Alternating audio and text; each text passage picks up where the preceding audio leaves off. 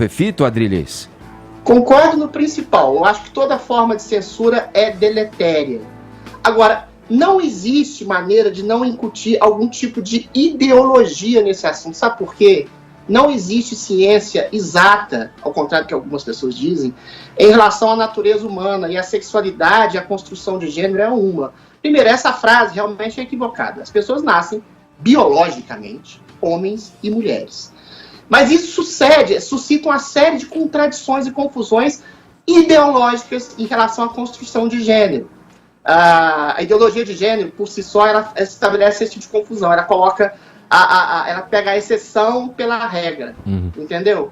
A disforia de gênero afeta 0,1% das pessoas, e 3/4 dessas pessoas que na adolescência ou na infância sentem esse tipo de distorção em relação à própria imagem, voltam atrás, que confundem isso com a própria sexualidade, ou às vezes é uma regra de construção de família. Eu lembro de um caso de uma filha, de um filho de uma mãe que tinha morrido a filha primogênita dela, e o menino se identificou com aquilo, com a menina morta, e construiu uma imagem fictícia de uma menina e depois voltou atrás. Então essas questões são muito sérias. E existe essa velha questão entre o que é inato e o que é construído culturalmente, e o progressismo, um certo pseudo-progressismo, confunde essas duas coisas e às vezes é extremamente contraditório. Percebam, as feministas, por exemplo, acham que é uma construção cultural a questão que pode ser considerada biológica de uma mulher gostar de um macho alfa, grande, forte, mais ou menos assim, viril, e elas acham que isso pode ser confundido com opressão, mas acham, por outro lado, que o gênero é construído de maneira social. Não, primeiro o gênero é construído de uma maneira de percepção sexual biológica. A disforia de gênero é uma exceção que as pessoas transgêneros devem ser respeitadas a todo custo, com todo valor, mas essa questão do que é inato da natureza humana, tem um grande livro do Steve Pinker, que é Tábula Rasa. Ele praticamente esgota esse assunto e não chega a nenhuma conclusão. Isso é engraçado, porque não tem. O que é inato da natureza humana, e principalmente na condição sexual de construção de gênero, se confunde exatamente com aquilo que é construído culturalmente. As duas coisas são simbióticas. Mas, Adriles, Agora, presta atenção, só terminar. Eu concordo plenamente com o Fefito na seguinte causa. Qualquer tipo de censura é idiota. Ainda que o livro tenha uma frase equivocada, e vários livros têm frases equivocadas. Eu, por exemplo, eu li um livro de filosofia da Marilena Chauí no ensino médio, eu percebi, tem um trem errado aqui. Era um viés marxista de cima e embaixo. Sim.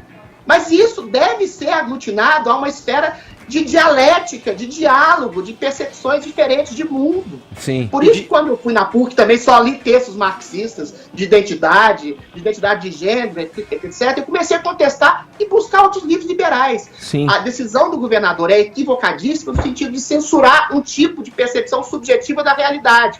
O que deve ser ensinado aos alunos é que esse tipo de percepção subjetiva da realidade não é concreta, absoluta e total. E questões de identidade sexual, de sexualidade, construção de gênero, são extremamente subjetivas de acordo da maneira como você percebe o mundo. Então, Andriles, mas é exatamente isso. Não é relevante saber se isso é inato ou se é socialmente construído. O que é relevante é saber que as pessoas LGBTs vão continuar existindo. E as mulheres vão continuar tendo problemas se essas questões de gênero não forem discutidas. Não adianta dar 2 passos para trás. Agora sim, se é inato ou se é socialmente construído, nesse ponto da sociedade em que a gente tem pessoas transexuais morrendo com expectativa de vida de 35 anos, ou adolescentes deixando o colégio por serem quem são, isso é irrelevante. Essas pessoas vão continuar existindo e ninguém vai apagar a existência delas. E elas, como cidadão, têm direito a ter os mesmos direitos. É isso. É isso aí. Bom, mas só completar. Rapidinho, Adriles. Eu sou a favor da visibilidade de toda a discussão, por isso não deve se censurar nada.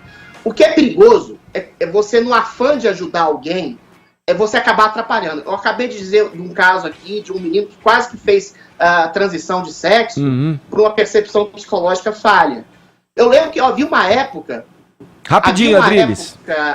Que houve esse boom da questão transgênero, discussão da questão transgênero, que todas as mídias, todos os canais falavam disso de maneira como se fosse uma coisa a ser buscada, entendeu? Então é muito perigoso você confundir. Sempre lembrando que transição de gênero só pode ser feita a partir dos 21 anos por lei. É porque a minha tela apagou aqui. É muito perigoso você confundir um incentivo à discussão. Por exemplo, pensa bem, um menino que tem essa disfunção psíquica em relação à projeção da mãe, que queria que ele fosse menina, ser confundido exatamente o SUS até da cirurgia de transição de sexo de graça, e ser levado e incentivado. Falei, não, se você tem disforia de gênero, você vai fazer uma operação. Então, essas questões têm que ter vistas com muito cuidado. Teve um ano, a Globo e todos os canais fizeram uma grande coisa muito irresponsável. E no afã de ajudar, eu acho que acabam turvando a discussão. Você tem que discutir, não fazer uma apologia, entendeu? Adriles, eu acho que você está equivocado em alguns conceitos,